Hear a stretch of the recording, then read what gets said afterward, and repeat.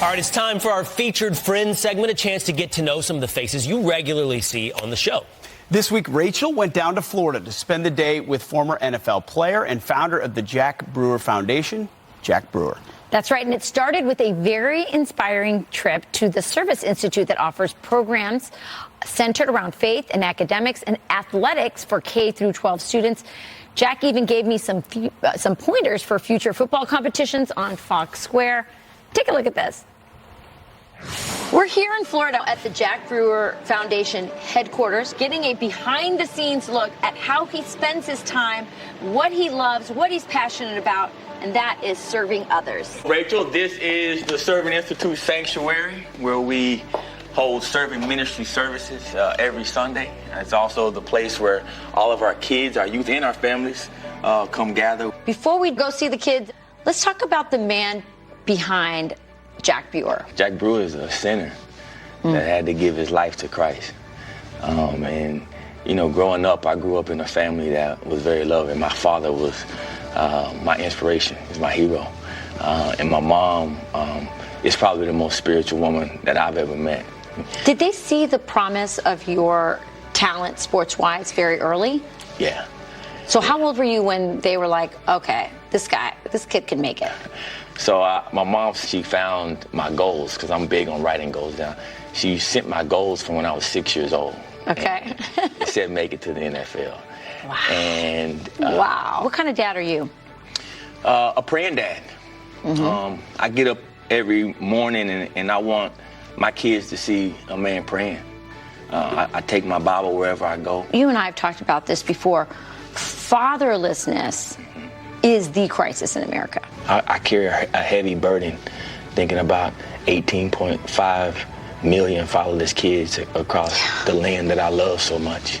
And so I think in the United States, men need to man up and understand that it's our job to take care of our flock. That it's our job to protect our women. It's our job to protect and raise our sons, but not just ours, that are our blood. It's our responsibility to help serve our community. Talk to me about this space as a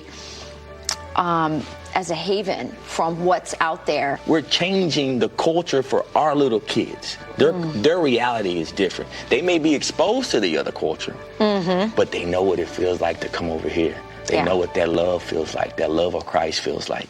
And unfortunately, when you look at our society and you see what reading and math proficiency levels in the tank, you see, you know, crime spiking, all of that is running parallel to the decline in church participation. Yes, How many kids are at-risk kids do you really believe have someone anointing their head and praying over them on a regular basis?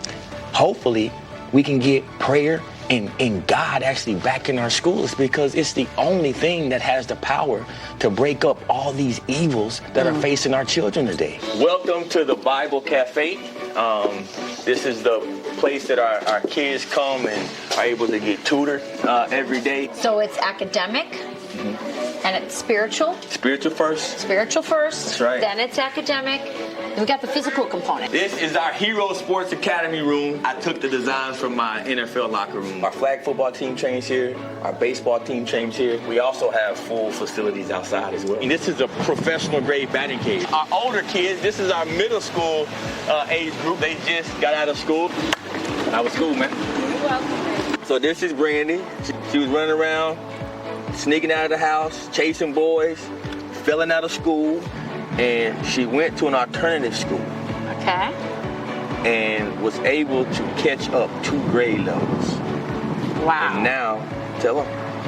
I have straight A's and B's.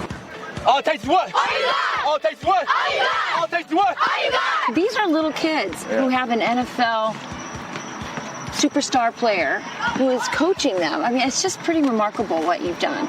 You know, it's a blessing. I told you earlier that, you know, I've had coaching offers, you know, college. I even had a pro coaching job offer when I left the NFL, and I passed it up because this is what I want to do. You couldn't pay me $1 to do it. For me, I want to see these kids graduate, go on and be good men of God, preaching the gospel of Jesus Christ, and setting an example. Jack, there's a lot of football on my show. but I'm not the football girl. Like the boys on, Will, Pete, they'll tell you I don't know a lot about football. Well, Will and So Pete, I now thought- she's about to master this. Exactly. So you better get ready.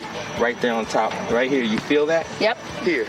If you can see that. There you go. Looks kind of good. All right. All right, here we go. Let's see a spiral come out of there. Wow! You're a natural. Go! Set high! Let's go,